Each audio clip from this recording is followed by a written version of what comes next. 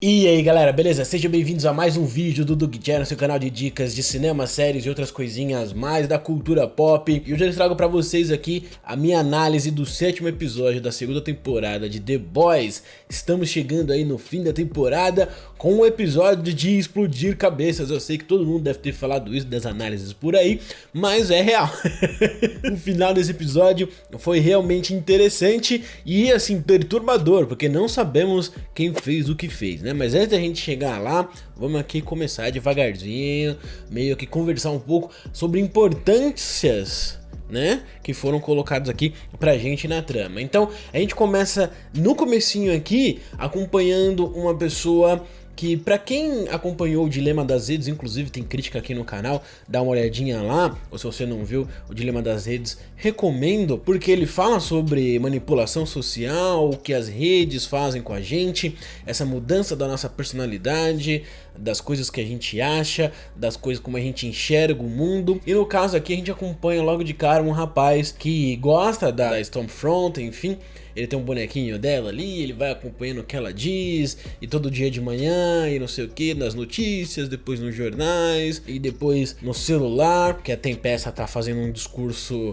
de anti-imigração, que os imigrantes são terroristas, e que eles vão matar todo mundo, e precisamos impedir que os imigrantes entrem nos Estados Unidos. E aí esse rapaz vai naquela lojinha que ele ia todo dia, e ele acaba atirando no rapaz, provavelmente só por conta dele ser imigrante, chamando ele de super terrorista, sabe, acusando de um monte de coisa.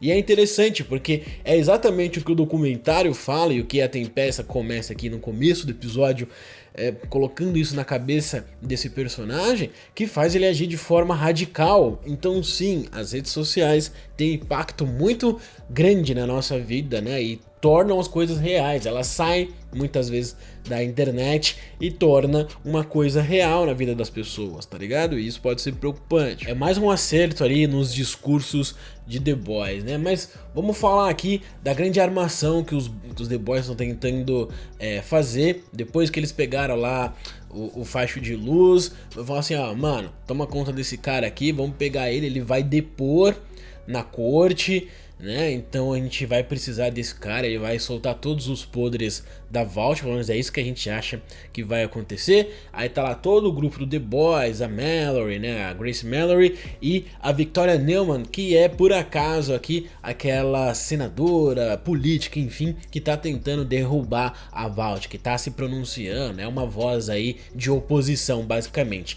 E eles se reúnem com ela ali, eles têm um plano: denunciar a Vault e mostrar todos os escândalos. E fora esse plano, eles também querem pegar lá o cientista que por acaso foi o criador, basicamente o pai do Homelander, né? Fazer com que ele também deponha, porque só o facho de luz pelo jeito não é o suficiente. E indo até ele, quando a Mallory vai lá, ela não consegue convencer o cara, porque ele dá um discurso pra ela ali, que ela basicamente deveria saber mais do que ninguém, que existem coisas mais importantes do que se fazer a coisa certa, né? No caso dele, proteger a própria família, porque se ele declarar ou se ele for contra a Vault, ele basicamente morre ou põe sua família em risco. E por ele tá tudo bem, mas pela família não vale a pena, saca? Mas a gente vê que o John Boorman que é basicamente o cientista-chefe ali, ou era, da Vault na época do Capitão Pátria bebê, basicamente é convencido pelo nosso querido Butcher, que tá assim, ensandecido nesse episódio, tá loucaço, tá ligado? Ele tem que lidar com as coisas que estão acontecendo com ele e principalmente com a volta na vida dele do pai e da mãe, que a gente nunca tinha visto, nem sabia que estavam vivos aí, né? A gente ouviu falar uns episódios atrás, quando ele foi visitar a tia dele, mas agora a gente vê o pai dele aqui em cena e é bizarro. Porque basicamente o pai dele criou ele pra ser um homem forte, pelo menos essa é a desculpa que o pai dele dá pra ele. E o bom é que é o John Noble como ator aqui, né, e ele tem essa cara desde o Senhor dos Anéis aí, ele tem essa fama aí de ter pego, quando ele foi ficando mais velho, de pai e filha da mãe, né. Então, mano, é bem interessante essa parada, porque é uma clara referência da maneira que ele era como personagem no Senhor dos Anéis, e aqui ele criou o filho pra ser fodão. Ou essa é a desculpa pra ele ser um bêbado fracassado que agredia os filhos, basicamente, né? E ele fala, Bruto, mas é por minha causa que você se tornou o que é, você não tem medo de nada, me agradeça por isso. Mas voltando lá pro cientista-chefe da Vault, ele é convencido a ir ao tribunal mais tarde, porque o Butcher fala, mano, é o seguinte, ou tu vai, ou eu mato todo mundo. Simples assim. Vai lá, irmão. Não vai não? Tem certeza? Vou tomar aqui um chazinho, na moral, que a sua filha tá me dando, mas se você não for... né? Só que é interessante, pode passar despercebido pra muita gente nessa hora, que é logo depois, ou um pouco depois da cena do pai do Butcher, né? Que a gente vê que o Homelander era como criança, com 5 ou 6 anos, ele era uma criança normal. E o cientista fez ele ser o homem mais poderoso da Terra, né? Ou pelo menos se achar o homem mais poderoso da Terra. Ele fez o que o pai do Butcher fez com ele. Então o Butcher e o Homelander são basicamente aí o mesmo lado da moeda, né? São lados opostos da mesma moeda, é isso que eu quis dizer, pra falar a verdade. E a série vem tratando disso em vários pontos na temporada, que os dois têm a mesma, sabe, quase a mesma psique, assim, deturpada, bagunçada, violenta.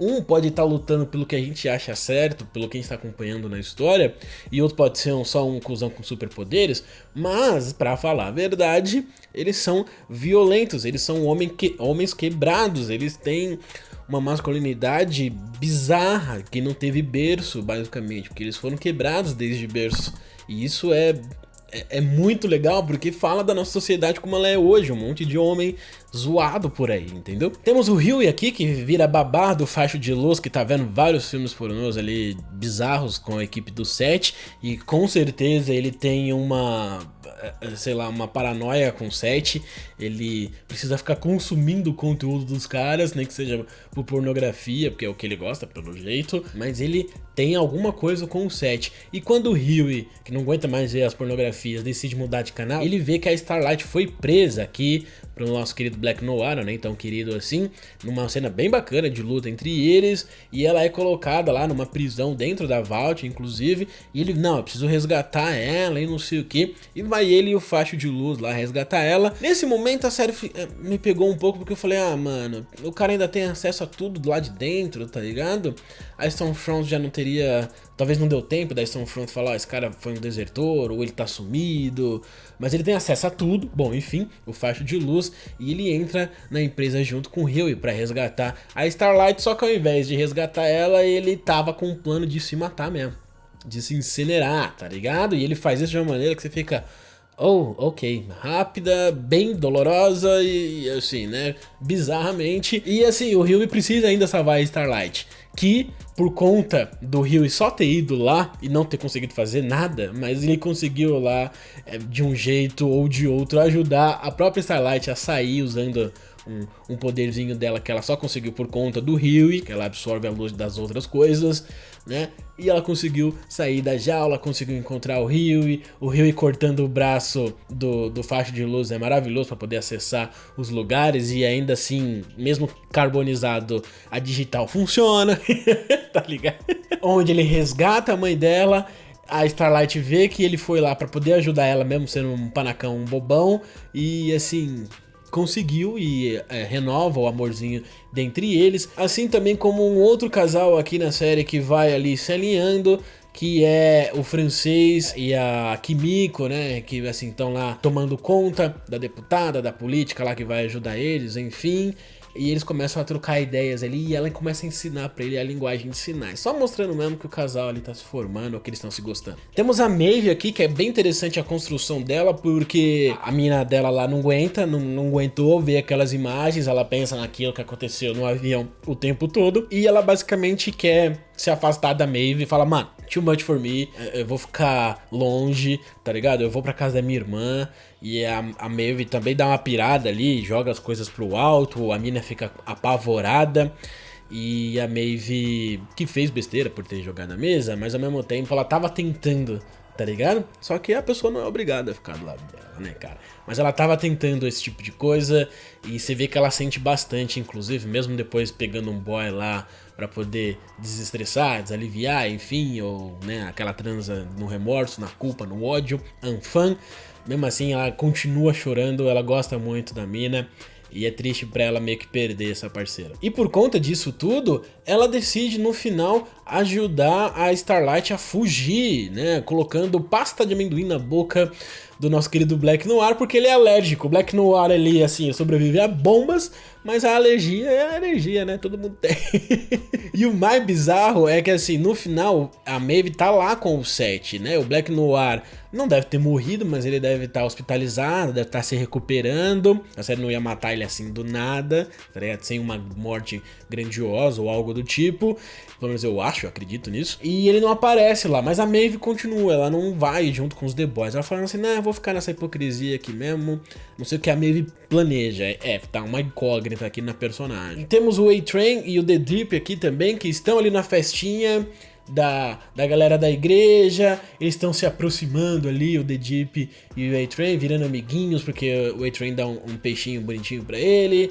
E aí ele fala assim, ó, lembra daquele maluco do arco e flecha lá? Então, esquece esse cara, ó, ele nunca existiu, beleza? Aí você fala, não, mas ele era meu amigo e tal. Não, mas já que você tá falando que ele nunca existiu, ele nunca existiu. E aí você vê como o The Deep não mudou nada, ele só quer voltar pro poder, pro status que ele tinha anteriormente. E o cara que basicamente ajudou ele quando ele tava na lama, ele vai abandonar. Ou seja, o The Deep sendo The Deep, né? Um asshole. Basicamente. E uma das coisas mais importantes no episódio também é o casalzinho aí anti-imigrante, supremacista e conservador pra caralho, né? Que é o Homelander e a nossa querida Stormfront. Ou nem tão querida assim, eles dão um discurso aberto, assim, falando sendo contra imigrantes, porque são super terroristas e nananã. E ainda falam que a gente que tá errado, não pode aceitar imigrantes e piriri pão duro, porque eles vão destruir o nosso querido país. Vocês lembram como o nosso país era maravilhoso antigamente?